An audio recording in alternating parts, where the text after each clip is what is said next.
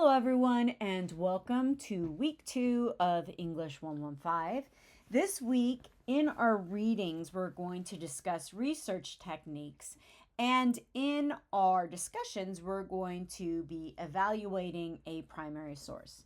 So as always, I want to make sure that you read the actual chapter this week.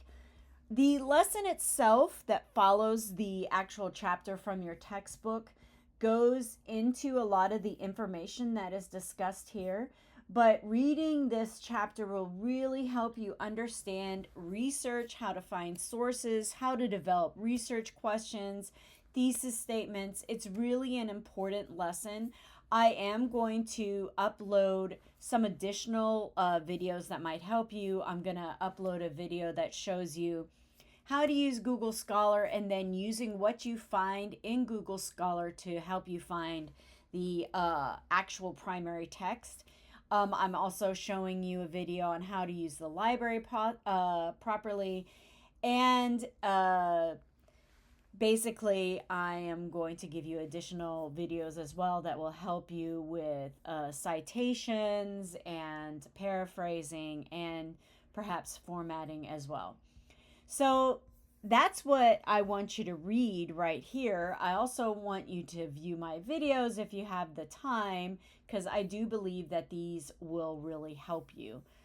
This week, in your discussions, you're going to focus on one of these speeches, and we're going to discuss this later, but these are all primary sources. These are the primary original speeches that was made by the primary author or speaker, and a secondary source would be something that discusses these speeches. All right, and I'm going to get into that later, but when you go to the discussions, you would actually read the primary source, and then your response would actually be a secondary source because you are discussing the primary source.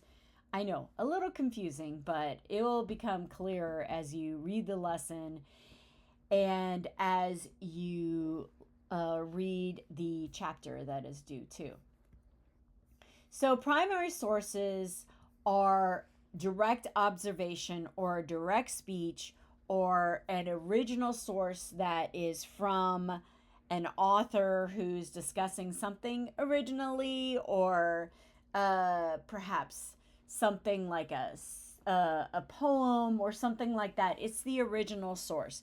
A secondary source that can be used to support your own ideas, or it can discuss other primary sources. Both of these are important when conducting research. However, equally important, like it says here, is the primary research that's performed even before you formulate a claim. And in fact, I want you to research a claim prior to you writing your thesis statement, because unfortunately what happens sometimes is students write the essay first and then they try to find research that backs up what they said.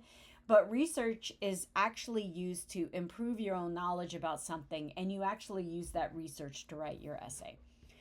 So this basically goes into preliminary research, and as I explained, primary sources, firsthand testimony or direct evidence, for example, logos and so on, or something that's an original thought by an author.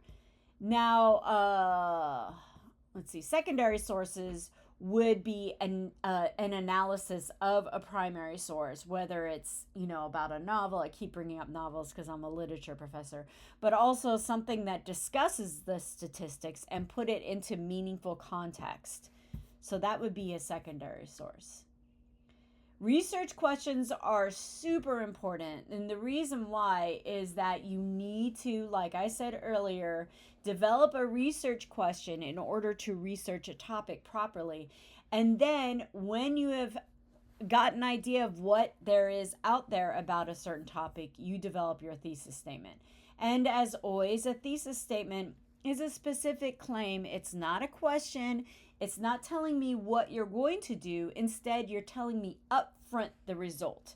You need to show me what you plan to prove specifically. That would be a thesis statement.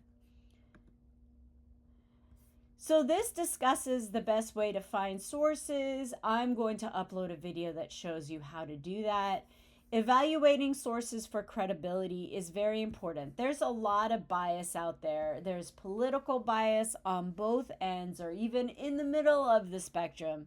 There's biases about people who are writing about primary sources, but they actually have some sort of direct involvement with that primary source.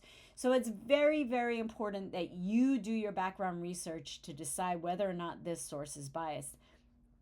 If I see something from CNN, Fox News, or anything like that, I am going to assume that there's some sort of political bias there. So instead, I want you to focus on peer-reviewed sources. Peer-reviewed sources are sources that are written by experts that have been evaluated by experts for credibility, okay, and honesty and accuracy.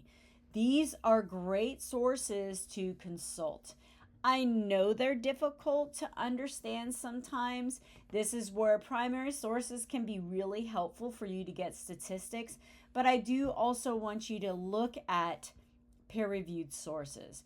And this is kind of helpful because it does give you some information on how the scholarly source is organized. But if you have questions about that, let me know, and I also will upload a video about that as well. All right, so we all know about plagiarism, and there's a lot of unintentional plagiarism that happens, and it's because you're not sure how to cite correctly. I completely understand that. This is an intro-level course. However, I really do want you to look at my video that shows you the difference between paraphrasing, summary, and direct quotations. In a nutshell, when you paraphrase, you've got to change every single wording of the original source. You can't use any of the same wording. If you can't do that, then you might as well quote it, and when you quote something, you use quotation marks. And so that's about it for the lesson itself. You do have a quiz this week. Reading the textbook and reading the lesson will really help you with this quiz. Also, you have a discussion this week as well. There is what it's called a round table. There's a number of groups that you can go into to discuss a source. Basically, what I want you to do is I want you to analyze the source. The source is a primary source. You would be the secondary person who is analyzing the source. Use some of these questions as a starter, and then when you follow up to your classmates' discussions, ask some questions about it. You know, you can disagree with what they wrote. You can offer them suggestions about the speech itself.